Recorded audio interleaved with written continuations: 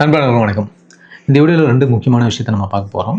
1 இந்தியாவால் தேடப்பட்டு வந்த மிகப்பெரிய ஒரு குற்றவாளியான இந்த தாதா அன்மோல் பிஷ்னாய் அப்படின்றவர் வந்து பிடிபட்டாரு. இவர் அமெரிக்கால இருந்தாரு. அமெரிக்காலேருந்து இன்னைக்கு நாடு கடத்திருக்காங்க அப்படின்னு சொல்லப்படுது. இது ரொம்ப வெற்றிகரமான விஷயமா பார்க்குறோம் இந்தியாவுக்கு. அது மட்டும் இல்லாம ரஷ்யா, பிரான்ஸ் மேல மிகப்பெரிய கோவத்துல இருக்கு அப்படின்னு சொல்றாங்க. ஸோ அதை பத்தின ஃபுல் டீட்டெயில் பார்க்கலாம். வாங்க வீடியோக்குள்ள போவோம். சரி, முதல் டாபிக்கை பார்ப்போம். இந்தியாவால் தேடப்பட்டு இருந்த ஒரு தலைமறைவாக இருந்த ஒரு டாப்பான கிரிமினல் தான் வந்து இப்போ இந்தியாவுக்கு திரும்ப வரான் அப்படின்னு சொல்லப்படுது. இவர் யாருன்னு பார்த்தீங்கன்னா தாதா லாரன்ஸ் பிஷ்னாயோட தம்பி அன்மோல் பிஷ்னாய் அப்படின்னு சொல்றாங்க. இவர் வந்து அமெரிக்காவில் வந்து இப்போ நாடு கடத்தப்பட்டு இந்தியாவுக்கு அனுப்பி வச்சிருக்காங்க அப்படின்னு சொல்லப்படுது. நம்மளுடைய மத்திய புலனாய்வு அமைப்புகளுக்கு கிடைச்ச மிகப்பெரிய ஒரு வெற்றியாக இதை வந்து பார்க்குறோம். மும்பை, டெல்லி வரை பார்த்தீங்கன்னா கொலை மிரட்டல், பணம் பறிக்கிறது, இது மாதிரி 18க்கும் மேல வழக்குகள் வந்து இந்த மனுஷன் மேல இருக்கு அப்படின்னு சொல்றோம். சித்து மூசாவாலா அப்படின்றவர், அவர் யாருன்னு பார்த்தீங்கன்னா பஞ்சாப்ல இருந்த ஒரு பாடகர், அவர் ரேப்பர்னு சொல்லுவாங்க. அவர் வந்து ஒரு புரட்சிகரமான பாடலாம் பாடிட்டு வருவார். அவரை வந்து சுட்டு கொண்டதுல இவனுடைய பங்கு அதிகமாக இருக்கு அப்படின்னு சொல்லப்படுது. அது மட்டும் இல்லாமல் 2024ல் நடிகர் சல்மான் கான் வீட்டில் வந்து ஒரு துப்பாக்கி சூடு நடந்துச்சு. அதுக்கு இவன் தான் முக்கிய காரணம் அப்படின்னு பார்க்கப்படுறோம். அது மட்டும் இல்லாமல் முன்னாள் அமைச்சர் வந்து பாபா சித்திக் அவருடைய படுகொலையில இவனுடைய முக்கிய பங்கு இருக்கு அப்படின்னு நம்ம பார்க்குறோம். இவன் பிடிபட்டது வந்து பார்த்தீங்கன்னா நமக்கு வந்து மிகப்பெரிய ஒரு டர்னிங் பாயிண்டா வந்து பார்க்கப்படுது. அமெரிக்காவுடைய உள்நாட்டு பாதுகாப்புத்துறை, அதாவது DHS அப்படின்னு சொல்றாங்க, அவங்க வந்து இந்த அன்மோல் பிஷ்னாயை வந்து பார்த்தீங்கன்னா நேற்று 18ஆம் தேதி வந்து அதிகாரப்பூர்வமா வந்து அமெரிக்கா மண்ணில் இருக்கக்கூடாது அப்படின்னு சொல்லிட்டு நீக்கிட்டாங்க. இந்தியாவினுடைய வழக்குகளை சந்திக்கிறதுக்கு பயமா இருக்கு அப்படின்னு சொல்லிட்டு இந்த மனுஷன் என்ன பண்ணிருக்காப்புலன்னா அமெரிக்காவில் வந்து தஞ்சம் கொடுக்கணும் அப்படின்னு சொல்லிட்டு ஒரு கோர்ட்ல கேஸும் போட்டிருக்காரு. நீதிமன்றம் வந்து அதை நிராகரிச்சிட்டாங்க அப்படின்னு பார்க்கப்படுது. அதை தொடர்ந்து பார்த்தீங்கன்னா இந்த நாடு கடத்தல் வந்து நடந்திருக்கு அப்படின்னு பார்க்குறோம். அன்மோல் பிஷ்னாய் பார்த்தீங்கன்னா இன்னைக்கு காலையில் நவம்பர் 19ஆம் தேதி பார்த்தீங்கன்னா காலையில் ஒரு 10 மணி அளவில் தனி விமானம் மூலம் இந்தியாவுக்கு வந்துட்டு இந்திரா காந்தி விமான நிலையத்துக்கு வந்து சேருவார் அப்படின்னு பார்க்குறோம். மேலே வந்து பார்த்தீங்கன்னா நம்மளுடைய NIA, அப்புறம் மும்பை போலீஸ், ராஜஸ்தான் போலீஸ்னு பல ஏஜென்ட்டுகள் வந்து வழக்கு போட்டிருக்காங்க அப்படின்னு சொல்றோம். ஆனா முதல்ல வந்து NIA தான் இவனை வந்து கஸ்டடியில் எடுப்பாங்க அப்படின்னு விசாரிக்கப்படுது. இவன் மேல இருக்கிற மெயின் குற்றச்சாட்டுகள்லாம் என்ன அப்படின்னு பார்க்கும்போது அன்மோல் பிஷ்னாய் வந்து பார்த்தீங்கன்னா சிறையில் இருக்கக்கூடிய தன்னோட அண்ணன் லாரன்ஸ் பிஷ்னாய்க்காக வெளிநாட்டில் இருந்து கொண்டு ஒட்டுமொத்த குற்ற சாம்ராஜ்யத்தையும் வந்து பார்த்தீங்கன்னா ரிமோட் கண்ட்ரோல் மூலம் செஞ்சு இயக்கியிருக்கான் அப்படின்ற மாதிரி சொல்றான். ரிமோட் கண்ட்ரோல் மேல இருந்துகிட்டே ஆர்டர் போடுறது, இந்தியாவுக்குள்ள நிறைய விஷயங்களை பண்றது, இந்த மாதிரி விஷயங்களை இவன் பண்ணியிருக்கான் அப்படின்னு சொல்றோம். நான் ஏற்கனவே சொன்ன மாதிரி முன்னாள் அமைச்சர் பாபா சித்திக் கொள்ளை வழக்கில் வந்து பார்த்தீங்கன்னா இவன் தான் முக்கியமான ஒரு குற்றவாளியாக பார்க்குறோம். 2024 சல்மான் கான் வீட்டில் வந்துட்டு ஒரு துப்பாக்கி சூடு நடத்திட்டு சல்மான் கானுக்கு இதுதான் வந்து கடைசி எச்சரிக்கை அப்படின்ற மாதிரி ஒரு சோசியல் மீடியாவில் ஒரு பதிவும் வந்து இவன் வந்து போட்டிருக்கான் அப்படின்னு பார்க்கப்படுது. 2022 நடந்த ஒரு முக்கியமான குற்றம் என்ன அப்படின்னு பார்க்கும்போது இந்த சித் மூலாவாசா இவரோட கொலையை வந்து இவனுக்கு வந்து ஒரு மிகப்பெரிய குற்றமாக பார்க்குறோம். இந்த கொலைக்கு வந்து ஆயுதம் மற்றும் லாஜிஸ்டிக் சப்ளை எல்லாம் பண்ணது இவன் தான் அப்படின்ற மாதிரி பேசப்படுது. இந்த ஆளை பிடிக்கிறதுக்கு வந்து பார்த்தீங்கன்னா கிட்டத்தட்ட 10 லட்சம் பரிசு வந்துட்டு NIA வந்து அறிவிச்சிருந்தாங்க. இவன் 2022ல் ஒரு போலி பாஸ்போர்ட்டை பயன்படுத்தி இந்தியாவை விட்டு ஓடிட்டான் அப்படின்னு பார்க்குறோம். இவன் பிடிபடுறது வந்து ஒரு சாதாரண விஷயம்லாம் கிடையாது. விசாரணை பிறகு பார்த்தீங்கன்னா பல ரகசியங்கள் வந்து வெளியே வரும் அப்படின்னு சொல்றாங்க. இந்த பிஷ்னா வந்து கும்பலில் வந்து பார்த்தீங்கன்னா சர்வதேச கிளைகள்லாம் இருக்கு அப்படின்னு சொல்றாங்க. கனடால இருக்கு, தாய்லாந்துல இருக்கு, இந்த மாதிரி நிறைய பினாமிகளுடைய முதலீடும் இவங்ககிட்ட இருக்கு அப்படின்னு சொல்றாங்க. இவன் பிடிபடுறது மூலியமா ஹவாலா மூலம் பணம் எங்கிருந்து வருது, இவனுக்கு யாருக்கெல்லாம் தொடர்பு இருக்கு அப்படின்ற கூடிய ஒரு மிகப்பெரிய நெட்வொர்க்குக்கான ஆதாரங்கள்லாம் வெளிச்சுக்கு வரும் அப்படின்னு நம்ம பார்க்குறோம். சித்து மூசாவாலாவுடைய பாபா சித்திக் கொலை மற்றும் சல்மான் கான் மீதான சதித்திட்டங்களை குறித்து முழுமையான ரகசியங்கள்லாம் வந்து வெளியே வரும். அதாவது சித்து மூலாவாசா யார் கொலை பண்ண சொன்னது, பாபா சித்திக் வந்துட்டு கொலை பண்ண சொன்னது யாரு, பிளஸ் ஏன் வந்து சல்மான் கான் வீட்டில் துப்பாக்கி சூடு நடத்தினா, இந்த மாதிரி விஷயங்கள்லாம் யார் பின்னாடி இருந்து இவனை இயக்குறாங்க அப்படின்றது இவனை விசாரிக்கும் போது தெரிய வரும் அப்படின்னு பார்க்கப்படுது. இந்த கிரிமினலை வந்து பார்த்தீங்கன்னா உலக அளவில் பிடிச்சி நாடு கடத்தி இருக்கிறது வந்து பார்த்தீங்கன்னா நம்ம காவல்துறைக்கும் உள்துறைக்கும் கிடைச்ச மிகப்பெரிய வெற்றியை நம்ம பார்க்குறோம். இந்த விசாரணைக்கு அப்புறம் ஏன்னா ஒரு இன்டர்நேஷனல் கிரிமினல் மாதிரி வந்துட்டு செயல்படுறான். இந்த கிரிமினல் கிட்ட விசாரணைக்கு அப்புறம் நிறைய ட்விஸ்ட்லாம் வெளியே வர்றதுக்கான வாய்ப்பு இருக்குது அப்படின்னு சொல்கிறாங்க. ஓகே, ஸோ இதுதான் வந்து நமக்கு கிடைச்சிருக்கக்கூடிய இன்னைக்கு மார்னிங்கே கிடைச்ச ஒரு மெகா வெற்றி செய்தி அப்படின்னு நம்ம பார்க்குறோம். அடுத்தது முக்கியமான விஷயம், பிரான்ஸ் மீது ரஷ்யா வந்து கடும் கோபத்தில் இருக்குது அப்படின்னு வந்து சொல்கிறாங்க.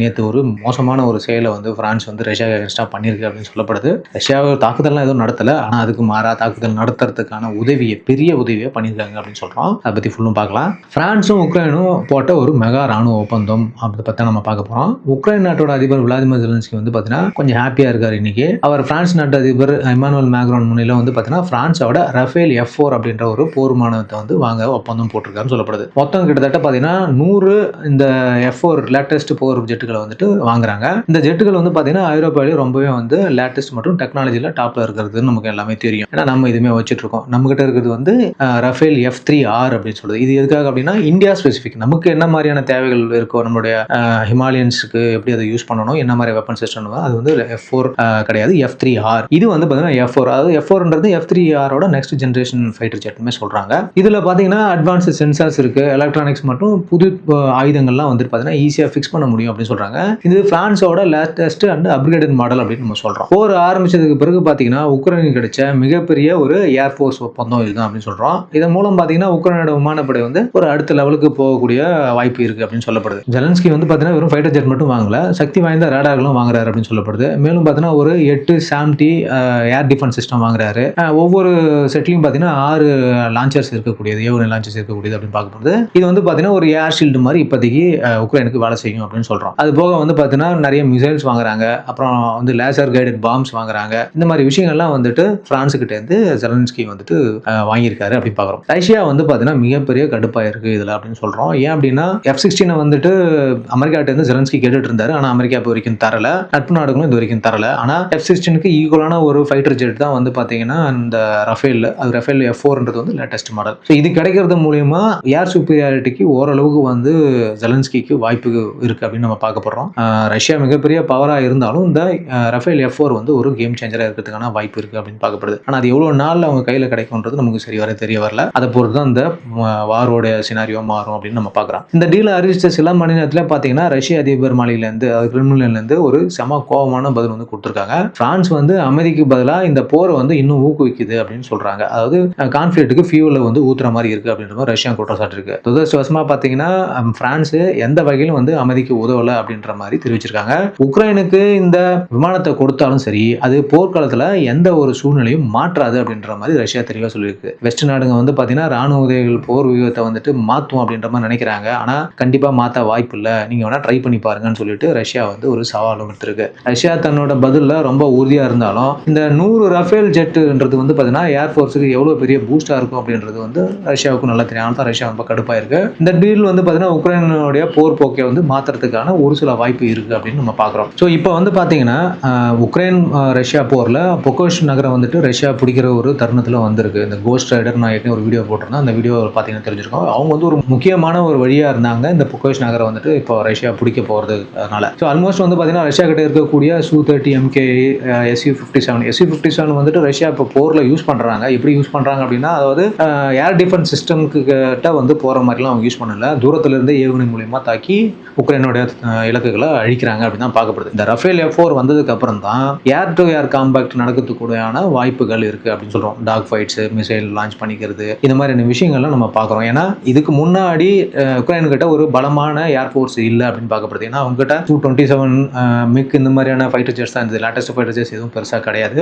அதுதான் அவங்க F-16 வந்துட்டு அமெரிக்கா கிட்ட கேட்டிருந்தாங்க, ப்ளஸ் நட்பு நாட்டிலும் கேட்டாங்க. ஆனால் இந்த ஒரு சில F-16 இருக்குன்னு பார்க்கப்படுது, ஆனால் அவைகள் எதுவுமே வந்து பெரிய அளவில் கையை கொடுக்கல அப்படின்னு நம்ம சொல்றோம். ஆனால் அந்த 100 ஃபைட்டர் ஜெட்ன்றது வந்து பார்த்தீங்கன்னா ஒரு பெரிய கொள்முதல். இது வந்து கண்டிப்பாக வந்து ஒரு சேலஞ்சை வந்து ரஷ்யாவுக்கு கொடுக்கறதுக்கான வாய்ப்பு இருக்கு அப்படின்னு நம்ம பார்க்குறோம். ஸோ ஓகே மக்களே, இந்த வீடியோவில் நான் 2 விஷயத்தை கன்வே பண்ணியிருக்கேன். ஒன்று, நமக்கு பிடிபட்ட, அதாவது காலையிலே ஒரு வெற்றிகரமான செய்தி, அந்த தாதா அன்மோல் பிஷ்னாய் வந்து பிடிபட்டிருக்காப்புல.